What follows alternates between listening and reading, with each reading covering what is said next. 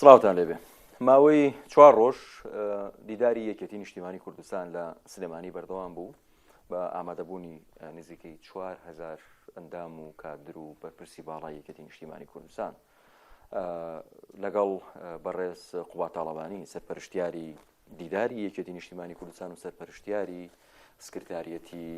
مامجەلال گفتوگوۆیە لەسەر دیداری یەکێتی و هەندێک بارودۆخی دیکەی سیاسی لە هەرێمی کوردستانەکەم کاخوات زۆر سپاس بۆی کە لەگەڵ زۆر سپاس کاخوات ماوەی 4 ڕۆژە یەکێتی نیشتیمانی کوردستان لە دیداری یەکێتی لە گفتوگویەکی چڕۆپڕایە لە ناو خۆی نزیکەی 12-13 لیژنە دروست کراوە بۆ دیداری یەکێتی بۆ بوارە جیاوازەکان دیداری یەکێتی ئاماجەکەی خۆی پێکا بەشێک لە ئاماجەکەی خۆی پێکا بەستنی دیدارەکە لەم کاتەیە خۆی لە خۆیدا هەنگاوێکی گرنگ بوو دیداری یەکێتی بۆ داڕشتنەوەی سیاست و دیدی یەکێتی نیشتیمانی کوردستان بوو و دیدارێک بوو تاکو و کەوادر و ئەندامان و لایەنگەرانی یەکێتی نیشتیمانی کوردستان کۆ ببنەوە بین هەڵسەنگاندنێک بکەین بۆ سیاسەتەکانی یەکێتی و دووبارە پیاچوونەوەی بکەین بە دید و ڕۆیا و سیاسەتەکانی یەکێتی نیشتیمانی کوردستان ئەوە بەشێکێتی ئەمە لە دەرەنجامی ئەم پرۆسەیەدا بێگومان چەند بۆچوونێکە بێ چەند ڕاستپاردەیەکە بێ کە تەقدیم کراون و وەرگیراون و ئەمانە ئەبێ لەلایەن ئەنجومەنی سەرکردایەتی یەکێتی پەسەند بکرێن و ببن بە سیاسەتی حیزبەکەمان دەبێتە بڕیار ئەو ڕاستپاردانە بەڵێ چی دەگۆڕێ ینی یەکێتی پێش دیدار و دوای دیدار جیاوازیەکەی چیە بێ ئەوە ئەکەوێتە سەر ناوەڕۆکی ڕاستپاردەکان و ناوەڕۆکی راپۆرتی کۆتایی دیدار ئێمە حزبێکی سیاسین و ماوەیەکی زۆرە کە هەڵسەنگاندنێکمان نەکردەوە بۆ سیاسەتەکانمان ڕاستە کۆنگرەمان بەست کۆنگرە بۆ مایەی پیاچوونەوە بە هەیکەلیەتی حیزبەکە بۆ مایەی گۆڕانکاری لە سەرکردایەتی حیزبەکە بەڵام نەبووە مایەی پیاچوونەوەیەکیان گۆڕانکاری لە سیاسەتەکانی حیزبەکە بۆیە ئەم دیداری یەکێتیە ئەو دەرفەتە بوو بۆ ئەوەی بین هەڵسەنگاندنێک بکەین کادرەکانمان بەشدارکەین لەم پرۆسەیەدا ئەندامەکانمان بەشدارکەین لەم پرۆسەیەدا و بین یەکەتی بە شێوەیەکی تر بە فۆرمێکی تر بناسێنینەوە بە کۆمەڵانی خەڵکی کوردستان مەبدەئەکانی چین دیدی یەکەتی چییە سیاسەتەکانی یەکەتی چین بۆ هەموو ئەو پرسانەی کە ئەو لەوێتن بۆ کۆمەڵانی خەڵکی کوردستان بەشداری کادرانی یەکەتی نیشتیمانی کوردستان لەم دیدارە بە ڕێژەیەکی بەرچاو بوو بەڵام لە بەرامبەریشە کۆمەڵێک سەرکردەی دیاری یەکەتی نیشتیمانی کوردستان بەشداری دیدارەکەیان نەکرد ئەنجومەنی باڵای بەرژەوەندی یەکەتی نیشتیمانی کوردستان بەشداریان نەکرد ژمارەیەک لە ئەندامانی مەکتەبی سیاسی بەشداریان نەکرد بۆچی ئەم پرۆسەیەکە کە 6 مانگی خایاندووە ئەمە هەر دیدارێک نەبوو کە یەک کۆبوونەوە بێت یان چەند ڕۆژێک بێ ئێمە دابنیشین ئەم مەوزوعانە باسکەین 6 مانگە ئەندامانی یەکێتی نیشتیمانی کوردستان کادرانی یەکێتی نیشتیمانی کوردستان لەسەر تاپای کوردستان لە بەغاوە لە کەرکۆک لە خانەقین لە سلەیمانی لە هەڵەبجە لە دەڤەری ڕاپەڕین لە هەولێر لە دهۆک بە بەشداری کادرانمان لە مووسڵە و هەموو ئەم حیزبە بە کاملی بەشدار بووە لەم پرۆسەیەدا بانگێشتنامە ڕۆیشتووە بۆ هەموو ئەو ئۆرگانانەی کە سەر بە یەکێتی نیشتیمانی کوردستانن بەو هەواڵە تێکۆشەرانەی کە لە ئەنجومەنی باڵای بەرژەوەندیەکانی یەکێتی نیشتیمانی کوردستانن کە بەشدار نەبوونە پێمان ناخۆشە کە بەشدار نەبوونە بەڵام هەمویان بانگهێشت کرابوون بۆ ئەوەی بەشدار بن پێیان نەوتن بۆچی بەشدار نین ینی وەڵامی بانگێشتانە ئەمەگەیان نەدایەوە بە پێی معلومات ئەوەی کە معلوماتم هەیە نەخێر وەڵام نەدراوەتەوە بەڵام هەمویان بانگێشتنامەیان بۆ چوو بوو و حەزیشمانە کرد بەشدار بوو بن پێ وایە بڕیاری با بڵێن هەموو ئەندامانەیان ینی ڕێکەوتنیەکەیە لە بەشداری نەکردنی ئەندامانی ئەنجومەنی باڵای بەرژەوەندی ناتوانم لە جیاتیە و بەڕێزانە قسە بکەم کاخوبات دیداری یەکێتی جگەلەوەی کە کاک باوەڵی کرد بە سەرۆکی یەکێتی نیشتیمانی کوردستان جارە پێم خۆشە پرسیار لەسەرەوە بکەم بۆ سکرتێری گشتی نەبوو بۆ سەرۆکی یەکێتی بوو این جیاوازیەکە چییە و جگەلەوەی کە کاک باوەڵی کرد بە کەسی یەکەم و بە سەرۆکی یەکێتی چی دیکە لە یەکێتی دەگۆڕێ کاک باوەڵ هەر سەرۆکی یەکێتی نیشتیمانی کوردستان بوو دیداری یەکێتی دەسەڵاتی کۆنگرەی نییە دەسەڵاتی دەستکاریکردنی پەیڕەویشی نییە بۆیە کاک بافڵ پێش دیدارەکە سەرۆکی یەکێتی نیشتیمانی کوردستان بوو دوای ئەم دیدارش هەر سەرۆکی یەکێتی نیشتیمانی کوردستانە. بەڵام بە فەرمی لە ڕاگەاندنی یەکێتی ینی لە وتارەکەی جەنابەت لە دیداری لە دەستپێکی دیداری یەکێتی ئیتر لەو ڕۆژەوە بە فەرمی بووە سەرۆکی یەکێتی وانە خۆی ئێمە حزبێکی ینی وا پێشتر وا ناو نەدەهێنرا ینی پێشتر هەم لە حتا لە ئەکاونتەکانی خۆی لە سوۆسیال میدیا نووسرا بۆ هاوسەرۆک دوای ئەوە کردی بە سەرۆک ینی پێش ئەوە هێشتا دەوترا هاوسەرۆک بەڵام دیداری یەکێتی کردی بە سەرۆک خۆی فەنیاتە. کاک بافڵ سەرۆکی یەکێتی نیشتیمانی کوردستان بوو. ئێمە دوای کۆنگرە هەیکلێتێکمان داڕشت کە هەیکلێتەکە پێک هاتە بوو لە دوو سەرۆک بۆیە دوای ئەو ئیجراعاتانە ئیجراعات کرا بەرامبەر بە یەکێک لە سەرۆکەکان بۆیە ئەو بەڕێزەی تر کە کاک بافڵە هەر سەرۆک بوو و ئێستش هەر سەرۆکە و بێگومان لەم ڕاستپاردانەش و پێش دیداری یەکێتیش ئیش زۆر کراوە بۆ دەستکاریکردنی پەیڕەوی یەکێتی نیشتیمانی کوردستان بۆ ئەوەی بیگونجێنین لەگەڵ خواست و داواکاریەکانی کۆمەڵانی خەڵکی کوردستان ئەندامانی یەکێتی نیشتیمانی کوردستان کەوادرانی یەکێتی و ئەنجومەنی سەرکردایەتی بۆ سکرتێری گشتی نەبوو یەکێتی نیشتیمانی کوردستان سکرتێری گشتی هەبوو کەسی یەکەمی پێ دەوترا سکرتێری گشتی خوا لە خۆش بۆ مام جەلال بۆ بوو بە سەرۆک چکە یەکێتی هەر یەک مام جەلالی هەبوو و هەر یەک مام جەلالیشیە بێت. کاک وڵات هەم وتاری جەنابەت هەم وتاری کاک باوڵ لە دیداری یەکێتی ینی تۆزێک حەماسی و ینی وا ئەخوێندرێتەوە تون بوون و بە تایبەتی ڕوو لە پارتی دموکراتی کوردستانیش ئەمە هیچ جەوی پێش کۆبوونەوەی مەکتەبی سیاسی یەکێتی و پارتی نەبوو ئەم حەماسەتەوە پێتان وانە زیان بە هەوڵەکانی بەڕێز نێچیروان بارزانی سەرۆکی هەرێمی کوردستان دەگەیەنێ بۆ لێک نزیک بوونەوەی پارتی یەکێتی. ئێمە تەقدیرمان هەیە بۆ هەوڵەکانی بەڕێز سەرۆکی هەرێم جەنابی کاک نێچیروان هەوڵێکی باشینوان سەردانێکی سەرکەوتووی هەبوو بۆ سلەیمانی لە دەرەنجامی ئەو سەردانە کۆبوونەوەیەکی سەرکەوتوو ئەنجامدرا لە نێوان پارتی دموکراتی کوردستان و یەکێتی نیشتیمانی کوردستان و پێم وایە دیداری یەکێتی و وتارەکانی دیداری یەکێتی نەکاریگەریان ئەبوو لەسەر ئەو گفتوگۆیانەی کە لەو کۆبوونەوەیە کرا و کاریگەریان دەبێت لەسەر ئەو گفتوگۆیانەی کە دەکرا. تون نەبوون نازانم جەنابەت تۆ تەقیمی بکە کە تون بووین تون نەبین بەش بە حاڵی خۆم ینی جەوێک دروست بوو بوو کاک جەوێک دروست بوو لە نێوان پارتی یەکێتیە کە چاوەڕوانی ئەم توندیانکرا لە وتاری کاک سەنگەر ئەدەین یەکێتی و پارتی دوو حیزبی جیاوازن ئەم دوو حیزبە هەردووکیان مێژوویان هەیە زۆر زۆر تەبیعیە بۆ چوونی جیاوازمان هەبێ زۆر زۆر تەبیعیە ناکۆکی هەبێ لە نێوانمان زۆر زۆر تەبیعیە ئەو ناکۆکیانەش ینی هەندێک جار توندی تێئەکەوێ هەندێک جار نەرمی تێئەکەوێ ئەوەی کە ئێمە لە کۆبوونەوەکەی مەکتەبی سیاسیەکانی پارتی و یەکێتی باسکرا ئەوەیە کە چۆن ئێمە بتوانین ناکۆکیەکان فەرموو لەسەر چەند بابەتێک ناکۆکین بەڵام ڕەنگ بێت لەسەر چەند بابەتێکی تر کۆک بین لەسەر چی کۆکن چۆن بتوانین ئێمە ناکۆکیەکان بخینە لایەکە و نەیەڵین ناکۆکیەکان ببن بە ڕێگر لە بەردەم کۆبوونەوە بۆ نمونە ئێمە یەکی لە قسەکان کە باس کرا لە کۆبوونەوەکە هەر ڕێسەرۆکی هەرێم کردی وتی نابێت دانیشتنی یەکێتی و پارتی ببێ بە مەوزوع وەکو ئەوەی وەختی خۆی لەبەرەوەی کە زۆر نەئەچوین بۆ بەغا هەر کاتێک وەفتێکی هەرێمی کوردستان بچوایە بۆ بەغا هەبوو بە پەلە ئەوە شادی هەرێم چووە بۆ بەغا طبیعیە بچین بۆ بەغا لەگەڵ حکوومەتی فەدرالی دانیشین لەگەڵ لایەنە سیاسیەکانیش دانیشین وڵا کۆبوونەوەکانی یەکێتی و پارتی ئەبێت طبیعی ببنەوە وای لێ دێتەوە کە مەسەڵەن کۆبوونەوەی دەوریتان هەبێ بەڵێ بە تاکید بڕیاری ئەومان داوە ئێمە ئەبێ وا بکەین دیسانەوە ئەبێ کەوادرەکانی خۆمان بزانن ئەندامەکانی خۆمان بزانن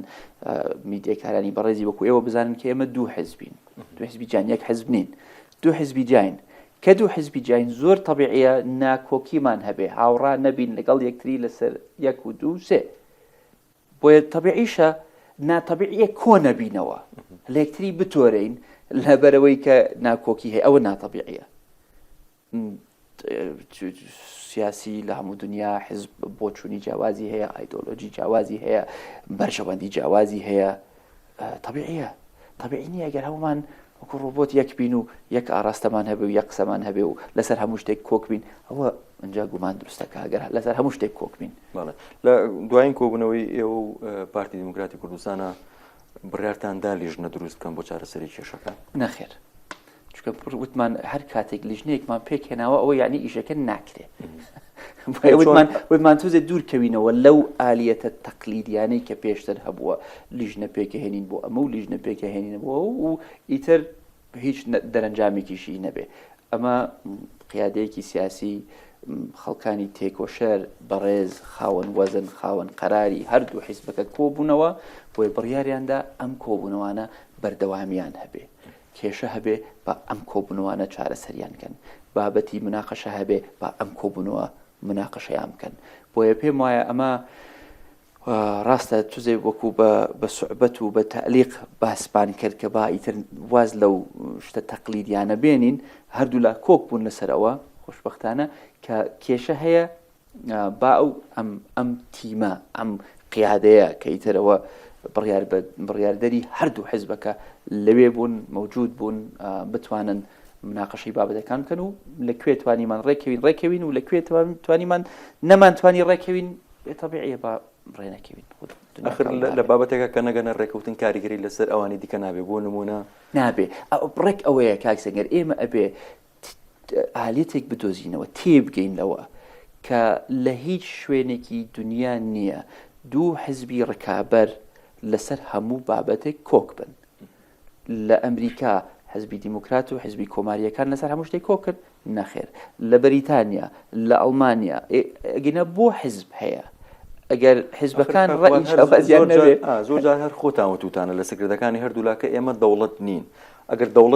دەوڵەتێکمان هەبووە سەخامگیری ئەمنی و ئاسایش و ئەوەی هەبووە ئاسایی ئەم دوو حیزبە زۆر جیاواز بن. بەڵام زۆر جارش خوار خۆتان وتوتانە قۆناغەکەەوە خوازەکە لە زۆر شتا بێ ڕێکەوین یەک بێ. ئەوەی کە ئێمە نەمانتوانیوە ئەو نەمانتوانیوە ئالێتێک لەسەر ئالێتێک ڕێکەوین کە چۆن بتوانین نەهێڵین ناکۆکیەکانمان ئیتر بمان گەڕێنێتەوە بۆ چوارگۆشەی یەکەم. چکەن ینی ئەگەر ئێستا لەسەر هەموو شتێکەتی و پارتی لەسەر هەموو شتێک کۆک بن بۆ یەکەتی بێ و بۆ یەکێک پارتی بێ بۆ دوو حزب هەبێ بۆ هەر ئیتر هەر بڵین کاکە مادەم لەسەر هەموو شتێک کۆکین ورن هەموو هەردوو حزبەکە یەکەخینەوە ئیتر ناوێنین پارتی دیموکراتی یەکێتی نیشتیمانی کوردستان باتەوانێت لەسەر ناوەکەش کێش بەتاکید ناوەکە کێشە بێ بۆ ئەمە ئەوەڵ جارە بێ بۆ ئەی چ ڕەنگێکە بێ طبیعیە زەی ئێمە خۆمان دەمێکە تەجروبەمان وەکو حزب هەردوو حزبەکە تەجروبەی قوڵیان هەبووە لە سیاست ئەبێ نەهێڵین ناکۆکیەکان دنیا بوەستێنین نابێ یەکسەر ئەگەر ناکۆکیەکە بێ لەپەڕ ئیعلام بربنەگیان یەکتری خەڵک تووشی دڵڕاوکەیەک بێ بازار بوەستێ لەپڕ سەیتەرەکانی بینی دێگەڵە تون بکرێنەوە یەکسەر ئێمە لە ناو ئەنجومەنی وەزیران توزێ بە قەلەقیەوە سەیری یەکتری بکەین بە حزبی جیاوازین طبیعی ڕەئی جیاوازمان هەبێ ئەوە پێم وایە ئەبێ سەرکردایەتی سیاسی هەردوو حزب نەکار یەکەتی و پارتی حزبەکانی تریش ئێمە ئالێتێک بدۆزینەوە کە پێکەوە بژین بەس بە ناکۆکیەکانمان بە یەکەوە بژین. زۆر باشە پۆستی سەر و کۆمار نابێتە کێشە لە بەردەم ئێوە پارتی لە بەردەم کۆبوونەوەکانی ئێوە پارتی حەق نییە ببێت وەدیسانەوە زۆر تەبیعیە سروشتیە دوو حزب هەر حزبە کاندیدێکی هەبێ بۆ پۆستێک زۆر تەبیعیە. ئەگەر ڕێکەوتنێک هەبوو بێ پێشوەختە بڵین وەرن بە ڕێکەوی لەسەر یەک کەس و دوای یەکێک تەجاوزی ئەو ڕێکەوتنەی کردبێ ئەو کاتە ڕەنگ بێ لایەنێک بۆی هەبێ گلەیی بکە بەڵام کەشتیوان نەبووە و منسەبێک شاغێرە منسەبێکی استراتیژی منسەبێکی معنەوی منسەبێکی مهم منسەبێک کە لەسەر ئاستی عێراق لەسەر ئاستی نێودەوڵەتی هەبێت زۆر تەبیعیە وەڵا طبیعیە غازم 26 مرشحن وابزانم چەند کوردێکی تریش هەن کە مرشحن بۆ پۆستە طبیعیە ینی هێشتا یەکێتی نیشتیمانی کوردستان ینی مەجای گفتوگۆ هەیە لەگەڵ پارتی لەسەر ئەم بابەتەکە کۆمبادیان تەواو لا یەکێتی یەکلا بوو ئێمە مرشحێکمان هەیە بۆ ئەم پۆستە بەڕێز کاک دکتۆر بەرهەم ساڵحە مرشحەکە یەکێتی بۆ پۆستە ئینشەڵا ئەبێ بەسەر و کۆماریش مەجای گفتوگویتیان نیە لەسەر ئەم بابەتە لەگەڵ پارتی دیکە ئێمە مرشحێکمان هەیە، پارتیش مرشحێکی هەیە، قسە ئەەکەین لەسەر ئەنواعی مەوزوع لە بینی یەکێتی و پارتی. بەتەکید کۆبنەوەی ڕەنگ بێ بڵێن دەباشە با ئێمە ئەمجارە ئەو پۆستەمان هەبێ، ئێمە شەو کاتە بیرێکەکەینەوە یان ئەڵێن دەباشە قەیناکە ئەمجارە ئێوە تان بە یان ئەڵێن نەوەڵای ئەمە هێشتا مسرین و ئەو پۆستەمان هەبێت و ئەو پۆستە بۆ یەکێتی مهمە. ئەمڕۆ جەماوەری یەکێتی، کەوادری یەکێتی، سەرکردایەتی یەکێتی داوای ئەوە ئەکا لە یەکێتی ئەو پۆستە لە یەکێتی نیشتمانی کوردستان بێنێتەوە. کاک باوەڵ لە دیداری یەکێتی ناوی دوو پۆستی دیکەشی بەر کە وتی بۆ هەڵبژاردننی داهات و کاندیدمانە بێت تازە بوو ئەوە پۆستی سەرۆکی هەرێمی کوردستان و سەرۆکی حکوومەتی هەرێمی کوردستان هەر بە فعلی کاندیدتانە بێ ینی یان وەکو ئەو عورفە سیاسی کە هەیە لە هەرێمی کوردستان پارتی دموکراتی کوردستان لای ئەو دەمێنێتەوە. برادرانی پارتی وابزانم لە ڕەسمی یان لە ناڕەسمی بڵاو بۆەوە کە وتوێنە پۆستی سەرۆک کۆمار تاپۆی یەکێتی نییە، کەتە پۆستی سەرۆک هەرێمیش تاپۆی پارتی دموکراتی کوردستان نییە، پۆستی سەرۆک وەزیرانیش تاپۆی پارتی دموکراتی کوردستان نییە. ئێمە هەڵبژاردنمان هەیە، ئێمە ئالەتی گفتوگۆمان هەیە، ئەنواعی تەریقە هەیە بۆ هەڵبژاردننی پۆستەکان. زۆر ناتەندروستی ئەبێ، زۆر ناتەبیعی ئەبێ ئەگەر یەکێتی حەز نەکا ڕئیس وزرای هەرێمی کوردستان لای ئەو بێ. بۆ حەز نەکا؟ ڕەنگ بێ ئەو پێی وابێ کە ئەتوانێ ئیدارەیەکی باشتری هەرێمی کوردستان بدا لە حیزبێکی تر. طبیعیە. طبیعی نییە ئەگەر یەکێتی ئەو تموحەی نەبێ، ئەوە طبیعی نییە. ئەوە دەرەنجامێکە کە جەماوەری یەکێتی ڕەنگ بە لای سیر بێت و بۆ ناتەبێ ڕئیس وزرابی، بۆ هەر بە جێگر ڕازیەبی، بۆ هەر بە وەزیری یەک و سێ ڕازیەبی. نا یەکێتی ئەوێ خزمەت بە کۆمەڵانی خەڵکی کوردستان بکە، پێی وایە لە ڕێگای حکوومەتەوە ئەتوانێ باشترین خزمەت بگەێنێ. نەیانی ئەوەی تر خراپە ئێمە ئەڵێن ئێمە باشترین. یعنی ئەگەر هەڵبژاردننی داهاتوە ئێوە بۆ نمونە هەندێک حیزبی هاوپەیمانی نزیکی ئێوە هەبوو، زۆرینەی پەرلەمانتان هەبوو، داوای ئەو دوو پۆستە دەکەن؟ بۆ داوای نەکەین. هەر زۆر سەیرە بێ ئەگەر پێمان وەربگیرێ و بڵێن قەیناکە نامانەوێ، ئەوە ناتەبیعیە بێ. کاک خوبەت لە دیداری یەکێتی چۆن باسی کێشەکانی ئیدارەی سلێمانی و ئیدارەدانی دارایی بەتایبەت لە هەرێمی کوردستان و بەتایبەتی لە سلێمانی کرا و ڕێگای معالەجی بۆ دۆزرایەوە؟ دیداری یەکێتی دیدارێکی گشتگیر بوو، هیچ شتێکمان حەسر نەکرد بۆ ناوچەیەک یان شارێک مەگەر ئەو لیژنەی کە پەیوەندی بە ناوچە دابڕێنراوەکانەوە هەبوو کە ئەمە حەسر بوو بۆ ناوچەیەک کە دابڕێنراوە کە ناوچەکانی مادەی ١٤، بەڵام لیژنەیەک هەبوو بۆ ئابووری و دارایی کە یەکێک لە لیژنە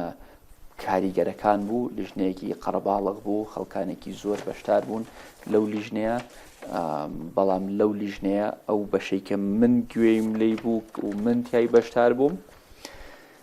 زیاتر باسی استراتیژ ڕوئیای یەکێتی بۆ ئابووری کوردستان ئەبێت چی بێ،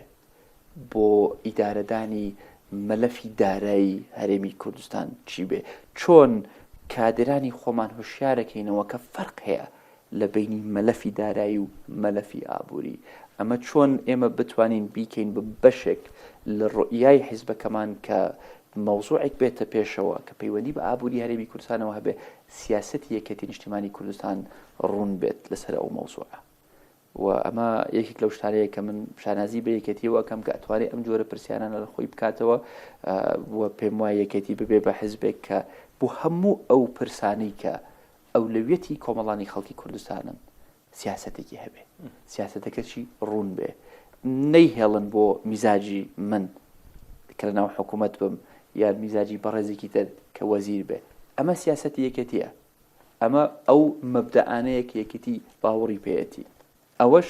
دوای سپینێ ئەبێ بە بەشێک لە کارنامەکانی حکوومەت، ئەبێ بە بەشێک لە ڕێکەوتە سیاسیەکان، ئەبێ بە بەشێک لە گفتوگۆکان، ئەبێ بە بەشێک لە مفاوەزات لەسەر موازنەی هەرێمی کورد، لەسەر میزانی هەرێمی کوردستان، لەسەر هیبەخا،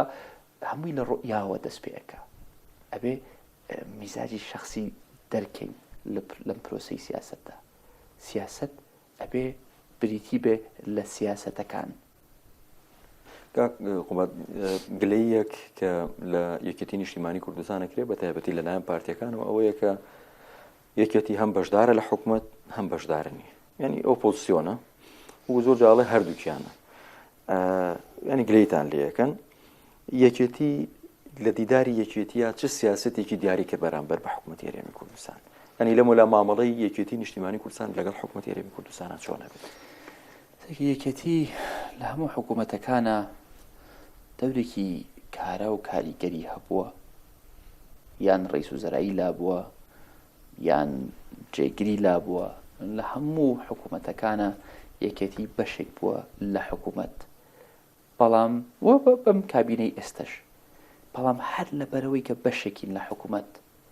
نەیانی نابێت تێبینیمان هەبێ وەکو حیزبێک لەسەر ئەدائی حکوومەت، لەسەر سیاسەتەکانی حکوومەت، لەسەر ئەو ئیتیجایی کە حکوومەت پیایە ئەڕوە. دیسانەوە ئەمانە نەیانی هەموو شتێکە بێ تێکچێ کە یەکێتی بووەتە بەشێک لە حکوومەت، نەیانی ئیتر ئەبێ بڵێ باشە مادەم بەشێکم لە حکوومەت دەستخۆشی لە شتە باشەکانەکەم و چاوپۆشیش لە شتە خراپەکانەکەم. طبیعی ئێمە لەبەرەوەی کە تەجروبەکانمان تاڵ بووە لە ڕابردوو، شەڕی ناوخۆ هەبووە، دوو ئیدارەیی هەبووە، جەوێکی هەبووە کە تەرکیزمان لە بەغا بووە و دوای ئیتیفاقی استراتیجی هەبووە، جارێ ڕانەهاتووینەتەوە چۆن لەگەڵ ناکۆکیەکانمانە بژین لەگەڵ یەکتریا. دیسانەوە ئێڵم هەر لەبەرەوەی کە قوبات جاڵا تاڵەبانی جێگیری سەرۆکی حکوومەتە نەیانی یەکێتی نیشتیمانی کوردستان ئیتر ئەبێت دانیشە و بۆ چوونێکی نەبێ، ڕەخنەیەکی نەبێ، تێبینیەکی نەبێ نیە لەگەڵەوەی کە بۆ نمونە لە سلێمانیەوە بەرامبەر بە حکوومەتەکرێ، ینی زۆر جارەوترێ ئەو یەکێتی کە لە سلێمانیە فەرقی هەیە لەگەڵ ئەو یەکێتێکە لە حکوومەتە هەیە. یەکێتی سلێمانی ئۆپۆزیسیۆنێکی تەواو بەرامبەر بە حکوومەت، ئەوە ڕاست نییە؟ هیچ شتێک ڕەش و سپی نییە بەو شێوەیە. پێم وایە ناڕەزایەتیەک هەیە لە سلەیمانیەوە، ئەمە حەقی خەڵکی سلەیمانیە، ڕەئی هەبێ ناڕازی بێ. سلەیمانی نفوسی قووەتی سەرەکی یەکێتی نیشتیمانی کوردستانە، بۆیە ئەبێ بەشێک بێ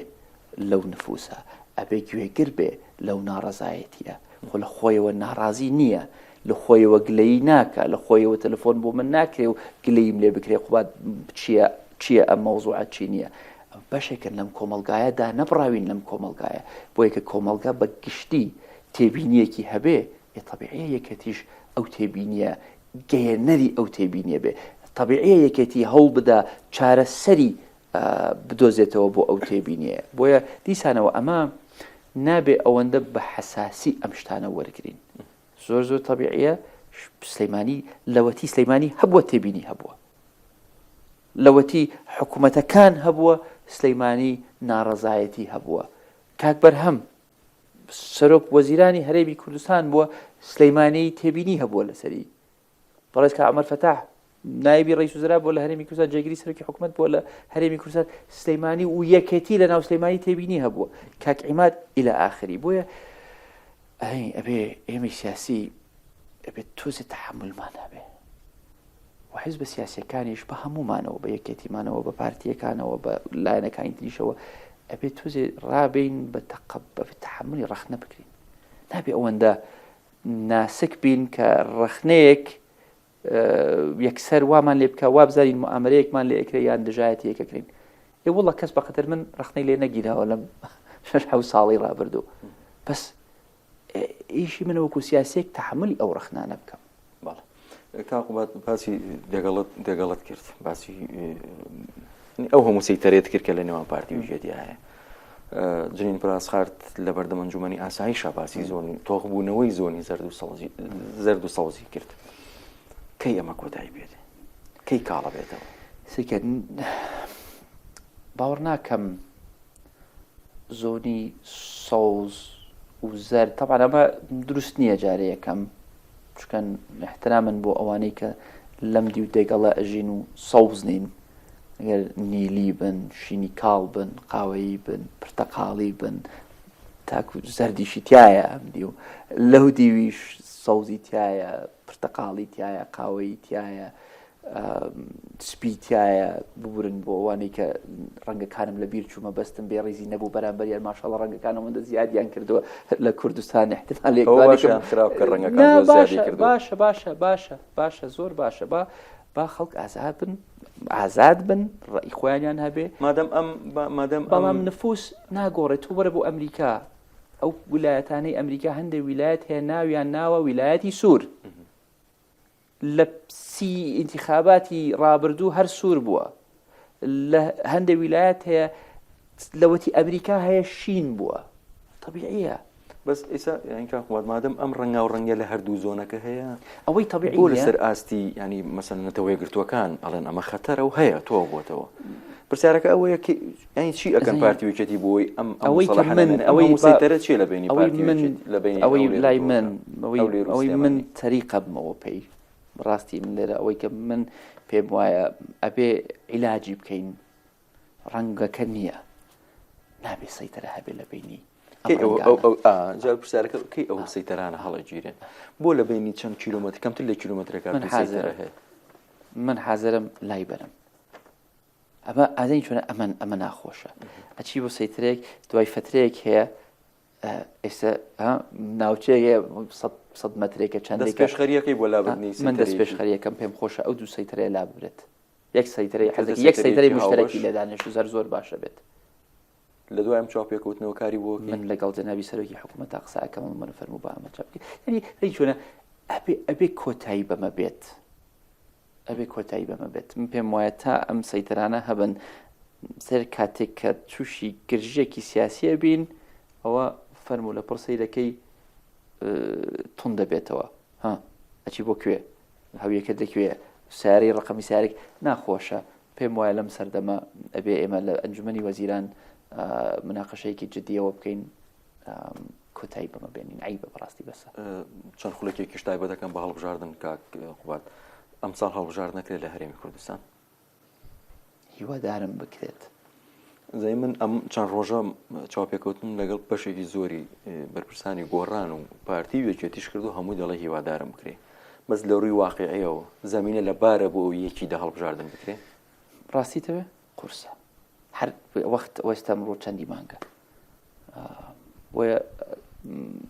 قورسە ئەو هەموو هەنگاوانە ڕێککەوتنەکان پرۆژە یاساکان ئامادەکاریەکان وەڵامدانەوەی هەندێک لەو پرسانە بەڵام هیوادارین هەڵبژاردن بکرێ هەڵبژاردن حەقە بکرێ خەڵک زەرورە هەڵبژاردن بکرێ پرۆسەی هەڵبژاردن و پێکەنانی حکوومەتی داهاتوو زەرورە دەست پێ بکات سێ پێشنیار هەیە کە باسەکرێ مانگی یەک بکرێ یان مانگی 4 و 5 بکرێ یان تەمەنی ئەم حکوومەت و پەرلەمانە ساڵێک درێژ بکرێتەوە یەکێتی کامیان بە دروسترە زانێت ئەوە یەکێتی لەگەڵ هەڵبژاردنە لەگەڵ ئەنجامدانی هەڵبژاردنە بە زووترین کات بەڵام تێبینی هەیە لەسەر هەندێ ئەو مەلەفانەی کە ئەمڕۆ ڕەنگ بێ ڕێگر بن لە بەردەم ئەنجامدانی هەڵبژاردن و یەکێتیش بە تەنیا نییە بەشێکی زۆری حزب سیاسیەکانی کوردستان ئەمڕۆ تێبینیان هەیە لەسەر سیستمی هەڵبژاردن بەگشتی بەفرە باز نەدەبێت یان بە یەک بازنەوەکو ئێستا چکە پارتی سوورە لەسەرەوەی وەکو ئێستا بێ بم سیستمی ئێستا بێ یەکێتی نەرمیە نوێنێ لەم بارەیەوە یەکێتی پێی وایە کوردستان بە حکمی جۆگرافیەکەی وە شتێک کە وا بکەین باشترین سیستمی هەڵبژاردن هەبێ یەکێتی لەگەڵ سیستمێکی فەربازنەیە زۆر بەڕێز قوبات تاڵەبانی سەرپەرشتیاری سکرتاریەتی مامجەلال و سەرپەرشتیاری دیداریشی سپاس بۆی کە لەگەڵم بوویت سپاس سپاس بۆی وشکە لەگەڵ ماوە